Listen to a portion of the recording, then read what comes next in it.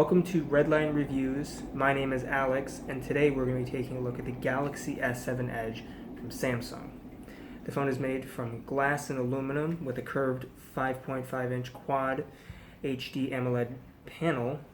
The phone is 150 millimeters tall with 72 millimeters of width, followed by a thickness of 7.7 millimeters. Due to the curved display, it makes the phone feel smaller in the hand than you would expect from a 5.5-inch display. The phone is powered by the Snapdragon 820 CPU for the US variant and the Exynos 8980 for the rest of the world. It is coupled with 4 GB of low-power DDR4 RAM running at 1800 MHz, which basically means it runs fast. The phone also has internal storage capacity of 32 or 64 GB, 64 GB for international version, with the option to expand your storage via microSD card slot. The battery in the phone is a 3600 mAh battery that can get you through a day of heavy use and over a day of light use. The phone is also water and dust resistant with an IP68 water and dust resistance, so it means you can get it wet, just don't take it in the pool for long periods of time. I wouldn't recommend the pool at all, just to be safe. The back camera is a 12 megapixel phase detecting autofocus shooter with a 1.7 aperture and 1.4 micron pixels, which helps with low light. It also has optical and digital stabilization.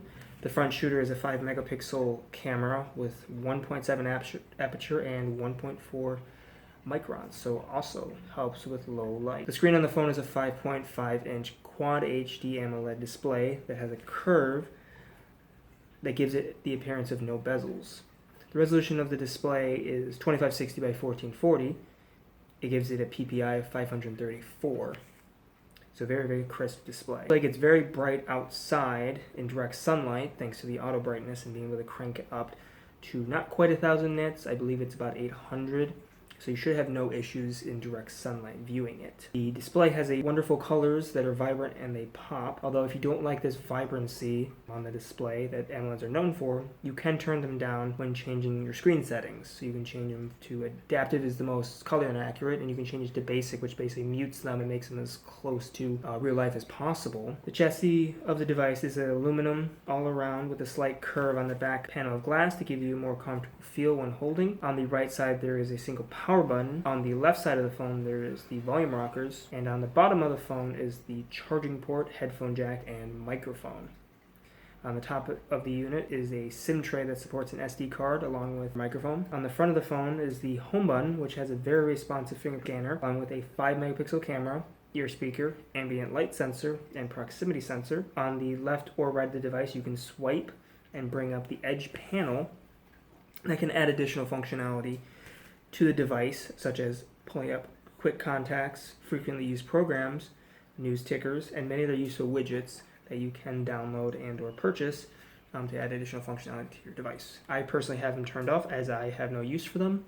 I just enjoy the edge feeling on the device and that it kind of gives the appearance of no bezels.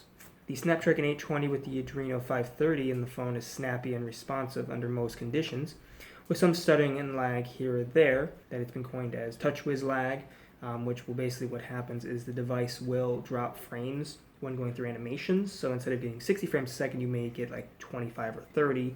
And when that suddenly happens, you can get that stuttering feeling. Now this can be slightly remedied by lowering the resolution of the display. The native resolution of this phone is 2560 by 1440, and it can be lowered to 1920 by 1080. Which gives it a bit more fluid response overall. And it does also help with the 4 GB of RAM that is included on the device. The camera is a 12 megapixel shooter with phase detection. It is very quick to change subjects with either having the subject in view and autofocusing or tapping on the subject that you want to focus on. It is able to handle low light situations with relative ease thanks to its 1.4 micron size pixels. And adequate lighting, the camera is able to really shine, being able to capture lots of detail in really any situation. The user interface is clean and uncluttered. There are other modes besides auto to help you get that perfect photo for any situation. The phone can capture up to 4K 30 frames per second. It also supports software stabilization along with optical stabilization. The front-facing camera is also able to capture some really nice shots thanks to its 1.7 aperture lens and 1.4 micron pixels to help also in low-light situations. The Galaxy S7 Edge has a 3600 milliamp hour battery that will easily get you through a day of heavy use. It will get you through longer if you use your phone on a bit lighter. The phone supports quick charging, which can charge your phone back up to 100% from just 0% to 100 in 1.5 hours. The phone also supports wireless charging, so you can charge without the cables. The phone supports Samsung Pay, which allows you to pay at most terminals, even the ones that do not support NFC, as Samsung Pay includes technology called MST, Magnetic Secure Transmission, somewhat similar to Apple Pay in the way that it sends a token, so it can't really grab your information when you use Magnetic Reader. The phone, as of this video, runs 7.0 Nougat, which allows it to run smoother than ever with less stuttering and more smooth scrolling to allow you to get lost in your favorite feeds. The phone is scheduled to get an Oreo 8.0 update in the upcoming future.